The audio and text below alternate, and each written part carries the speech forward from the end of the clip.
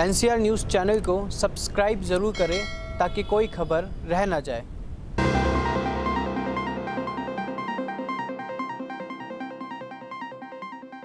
नमस्कार, NCR news में आपका स्वागत है। पेश है आज के मुख्य समाचार।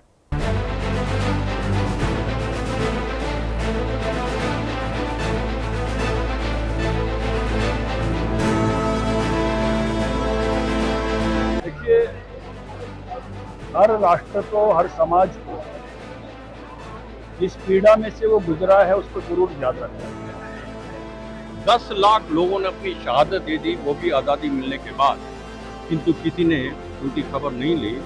ये एक बड़ी त्रासदी थी हमारे दिमाग में। पहला प्राइम मिनिस्टर, पहला प्रधानमंत्री 75 वर्षों के बाद जिसके मन में हमारे बुजुर्गों की पीड़ा के बारे में कुछ ध्यान आया, आभार प्रकट करना चाहूँगा उनका।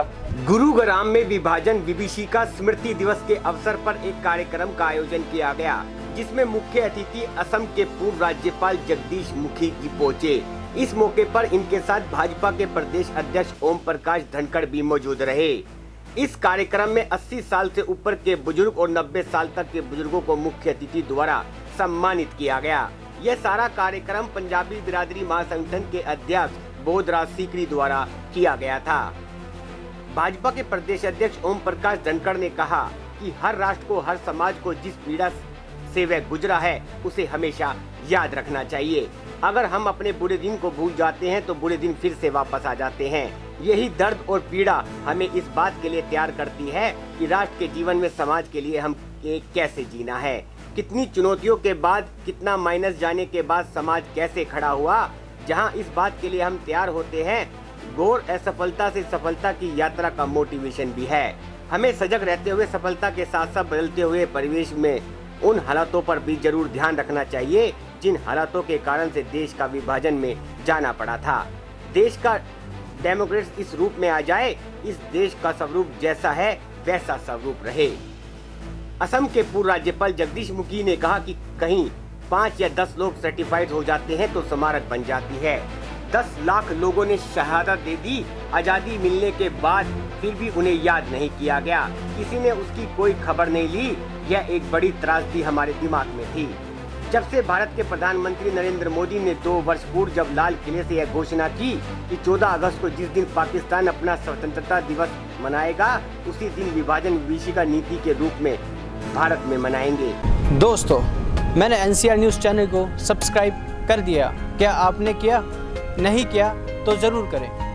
देखिए, हर राष्ट्र को, हर समाज को जिस पीड़ा में से वो गुजरा है उसको जरूर याद रखना चाहिए। अगर हम अपने बुरे दिनों को भूल जाते हैं तो बुरे दिन फिर से आ जाते हैं, और यही दर्द और पीड़ा हमको इस बात के लिए तैयार करती है कि राष्ट्र के जीवन में, समाज के जीवन में ऐसे दिन कभी ना आए। जहाँ इस बात के लिए हम तैयार होते हैं, वहाँ एक घोर असफलता से सफलता की यात्रा का मोटिवेशन भी है कि कितनी कठिन चुनौतियों के बाद, शून्य नहीं माइनस में जाने के बाद भी समाज कैसे खड़ा हुआ और कैसे उसने सफलताएं अर्जित की। इससे में वो प्रेरणा की कहानियाँ भी मिलती हैं। हमें सजग रहते हुए और सफलता के साथ साथ बदलते हुए परिवेश पर और उन हालातों पर जरूर ध्यान रखना चाहिए कि जिन हालातों के कारण से देश को विभाजन में जाना पड़ा, और देश की जो है वो डेमोग्राफी इस रूप में रहे कि देश का स्वरूप जैसा है, इस विराट पुरुष का स्वरूप वैसा ही हो। और इसलिए समसामयिक मांग है कि देश में कॉमन सिविल कोड हो, और जिसके कारण से देश का डेमोग्राफी का स्वरूप इसी रूप में आगे बढ़े। कहीं खबर नहीं ली गई, कहीं 5-10 लोग सेक्रीफाइस हो जाते हैं, उनकी स्मारक बन जाते हैं। 10 लाख लोगों ने अपनी शहादत दे दी, वो भी आज़ादी मिलने के बाद, किंतु किसी ने उनकी खबर नहीं ली।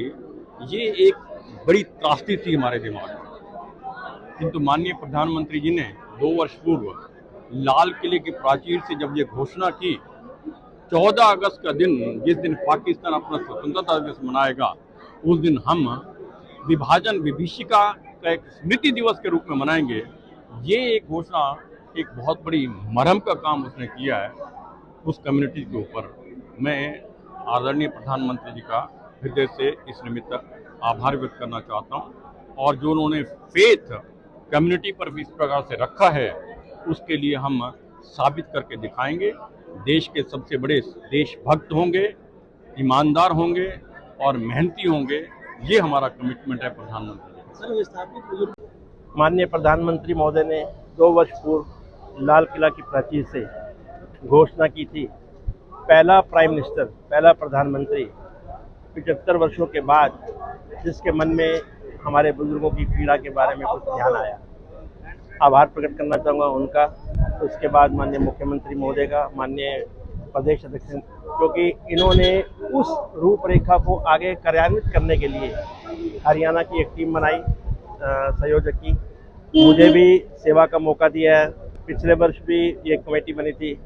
इस बारी और सुव्यवस्थित तरीके से 22 जिलों में से 21 जिलों में काम हो रहा है, क्योंकि नूह के अंदर अभी स्थिति ठीक नहीं है। तो इसलिए ये जो खाली खाना पूर्ति नहीं है, ये उन्होंने हमारे जख्मों के ऊपर मरहम लगाने का काम किया है। हर वर्ष इस प्रकार की संगोष्ठी होगी।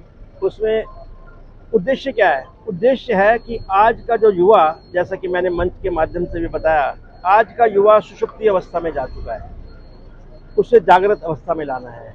क्योंकि जो युवा अपने भूत को भूल जाता है, अपने पास्ट को भूल जाता है, उसका भविष्य कभी भी उज्जवल नहीं हो सकता है। उन्हें मालूम होना चाहिए, जैसे इजराइल का उदाहरण दिया, ऐसे जर्मनी है, ऐसे पोलैंड है, ऐसे आयरलैंड है, ऐसे जापान ने चीन की नैनजिंग के ऊपर जो किया, तो हर जगह उनके स्मारक है। दुर्भाग्य की बात है कि जहाँ 1.5 से 2 करोड़ लोग पलायन होकर के आए हों, विस्थापित होकर आए हों। कल मेरे एक मित्र से बात हो रही थी, बता रहे कि मेरा जो बड़ा भाई है वो रास्ते में ट्रेन के अंदर उस माँ के ऊपर क्या बीती होगी जिसने प्रसव पीड़ा ट्रेन के अंदर देखी होगी। तो इस प्रकार के आयोजन से हमारा उद्देश्य ये है कि देश के अंदर एक जागरूकता आनी चाहिए। और हमारे जो पंजाबी समाज है उसके लिए कई लोग नहीं सोचते थे, क्योंकि पंजाबी समाज ने कभी भी किसी से भीख नहीं मांगी। उन्होंने समाज को दिया है, चाहे वो उद्योग जगत हो, चाहे वो खेल जगत हो, चाहे वो आर्मी हो, चाहे वो फौज हो, हर जगह पर उन्होंने अपना सहयोग दिया है। आज जो हमारे राष्ट्र की GDP है उसके अंदर बहुत बड़ा सहयोग है। इस खबर को ज़्यादा से ज़्यादा शेयर करें और चैनल को सब्सक्राइब करें। नमस्कार।